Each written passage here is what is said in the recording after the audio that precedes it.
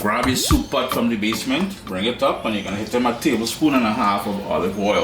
If you wanted to start off with coconut oil, that's fine. Vegetable oil, corn oil, whatever oil you're comfortable using or you're happy using or you haven't on hand. We ain't trying to go on the road and buy oil. If you wanted to start with butter, totally up to you. I'm gonna turn my heat down. I had it on medium. I've got onions, garlic, and scallion in there. I also want a big whack of fresh thyme and some fresh ground black pepper.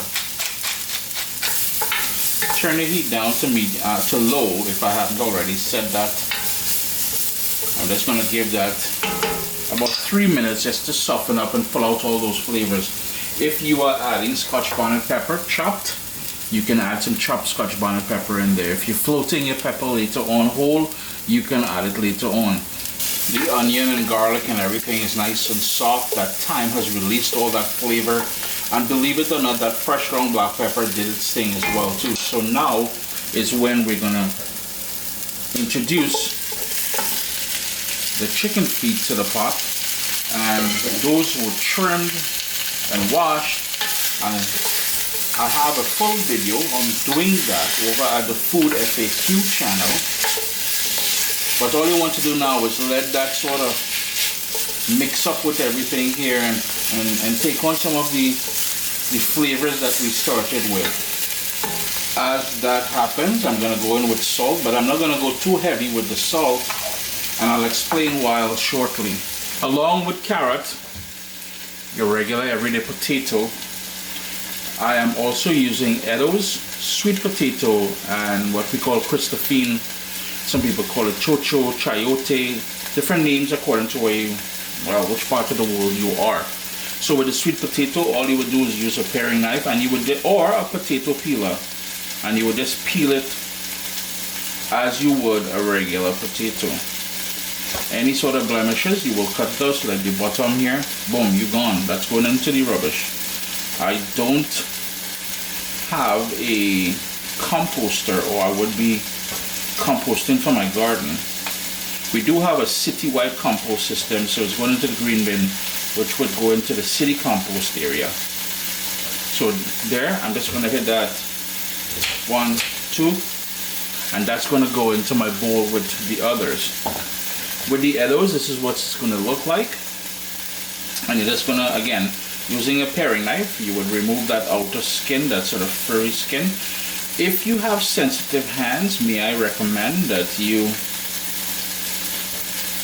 coat your hands with a bit of vegetable oil before you do this, or wear gloves. The sort of sap in it here can cause your hands to itch.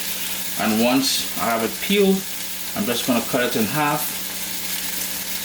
I'm going to give it a good wash, and that's going into the pot along with its brothers and sisters. You have the option of peeling or not peeling. I am not going to peel. Just going to slice it down the center, and the sort of seed area on the inside, I'm just going to use my knife like so. That's going to go into the rubbish. I'm just going to cut it up into pieces now, like so. Yeah, give that a good rinse, and that's going to go into the pot. Now I am not using any yam because yam is too, one thing, the sweet potato will go discolored quickly, so if you're peeling them in advance, may I recommend that you have it in water along with the others. So that is what I'm doing there. Now if you wanted to use, okay, I was trying to get to there, yellow yam or any type of yam, I mean to say, organized, I cannot afford that. It's been a few minutes, so now what we're going to do is to add water in there. I'm going to turn my heat up and bring that up to a boil, and that was hot water I put in there. And here's where we're going to go in. Yeah, what I failed to mention earlier there is, while the entire Caribbean, I hope everyone is paying attention, makes chicken foot soup, this one is loosely inspired by my trip to Jamaica years ago. I am not a fan, and you would hardly never see me use any sort of those like Maggi pack soups and and in this case here, it's a Jamaican brand cock soup that I just went in with 2 packs. But you know, the thing I don't like about these things is that they're high in sodium, and I'll show you something. I don't know how clear you guys can see that, but sodium, 30% of this package was sodium. 38% of the package sodium, salt. And you know, this is why we deal with high blood pressure and all those different sort of ailments in the Caribbean, is because we are so used to making this part of our diet that we don't pay attention. And that is why I added a little bit of salt at the start. There are a ton of vegetables, root vegetables going to go in here, so we really got to cut back. And that is what I'm getting at, is in Jamaica traditionally they would use the pack soup in here, and this is the only reason why I am doing the soup this way. If you recall, I did this soup many years ago on CaribbeanPot.com, and I think last year I did a version as well too. However, things went awry when I added a purple sweet potato, and the entire soup became purple. It wasn't as attractive looking and everything else, so I thought, you know what, let's revisit this. And here we are today with this version of chicken soup inspired by my trip to Jamaica. And this is not specifically a Jamaican recipe, inspired, because you will see differences from my version than the traditional Jamaican version. But again, and I'm repeating myself, the entire Caribbean makes chicken soup. No one has the copyright to it, not yet anyway. Well, maybe I go and register it. Anyhow, bring that up to a boil.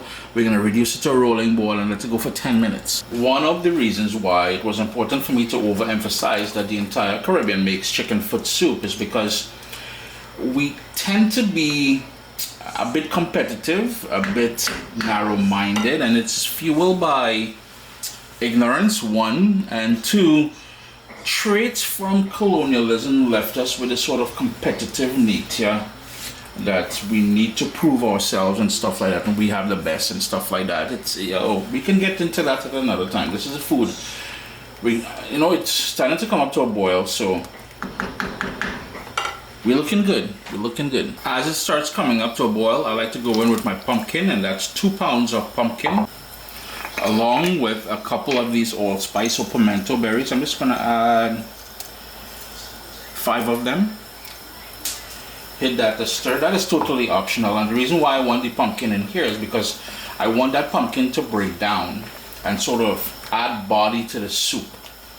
Now, if you want the pieces of pumpkin later on, as we would have the other sort of root vegetables, do not add it at this point, add it later. Yeah, because pumpkin will cook quickly and it will break down. It's coming along nicely. The noodle part of things here in that chicken noodle cock soup that I entered into the fray will break down, and it may eventually disappear. Don't study that. However, if you wanted to put it through a sifter and sift and get just the flavoring of it, that orange looking flavoring thing, you can do that as well. You don't need to add the noodles. It's totally up to you. At this point, I'm going to go in with all of the sort of root vegetables that I'm adding into the soup to give it body and whatnot. We'll also add a bit more water in there. And of course, being very careful, we're going to mix that in. And we're going to bring that back up to a boil. If you shift your attention over here, you'll notice I have a dough ball already. And what it was, 1.5 cups of flour, a teaspoon of brown sugar. Don't sleep on the brown sugar in a dumpling.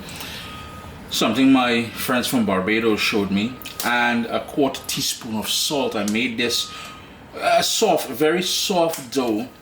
And you know, traditionally in Jamaica, when they're doing soups, any type of soups, they usually do spinners. I'm not the biggest fan of spinners. I will eat spinners, I will enjoy spinners, but my type of dumpling is a flat one, or as you would see what I'm showing you now, and it's because I want bite-sized pieces when I'm eating that soup. Totally optional. You do your favorite soup. You know, I had someone in a recent video that I did. I'm just going to dust my board with flour here. She said that since it's not spinners, that is not soup. Now, I don't know what the lady meant by that, but again, there is that ignorance. There is that sort of nonsense we tend to perpetuate from time to time. And all I'm going to do is take these and I'm going to make it like a big spinner. So there you go, lady. I'm making a massive spinner. So I'm just going to roll this out. And you would have seen me do this before. The thing I want to cooperate today, but so I'm just going to roll this out. And we're going to cut it up into small pieces. Yeah? So we're just going to spread that out a bit more. And using a paring knife, I'm just going to cut them up into 1 centimeter pieces. And you know, I am a huge fan of dumpling in soup the next day, because what happens, it takes on all the flavor of that soup and it goes nice and pillowy and it melts in your mouth and and as I make them, I'm going to start dropping them into the pot with the soup. We're almost done, you know. We're just trying to wrap things up. We're just going to give that another 5 to 7 minutes with the dumplings in there to fully cook and take on all that flavor. And then we're going to personalize things a bit, but I'm going to continue working with these. So everybody getting an ample amount of dumplings in the soup. Sup, soldiers? Listen, if you enjoy this recipe, I'd really appreciate it if you hit subscribe and click that bell notification thing. If you've made the recipe, take a picture and send it to me. Email address down here. I'm trying to tell people the email address, then Butts will take the address and do all kind of thing with it. And tag me on Instagram at Caribbean Pot. I really appreciate you guys and thanks for being in my kitchen with me today. Irene. It's been 6 minutes since I added the flour dumplings to there. This soup is done. There are a few personalizations I would love for you to do. If you noticed earlier in the video, there was a ton of stuff floating on the top here, which was basically a lot of oils and stuff like that. So what I did was I went in with my spoon, I skimmed it off, tossed it out. The oils did this thing at the very start. There's no reason for us to have to eat that later on. You know, we cut back on the salt so we can sort of get rid of some of that fat that is good as well too.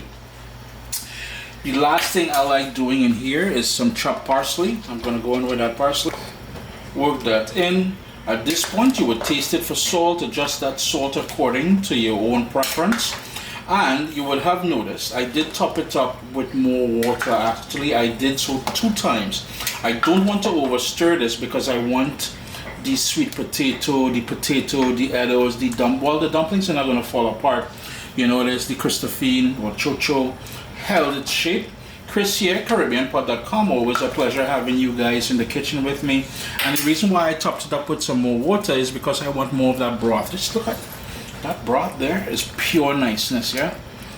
Look at that. I'm telling you, boy, Uncle Chris eating like a king today. Anyhow, I do hope you all get the opportunity to give this one a try. Chicken foot soup, memories of Jamaica.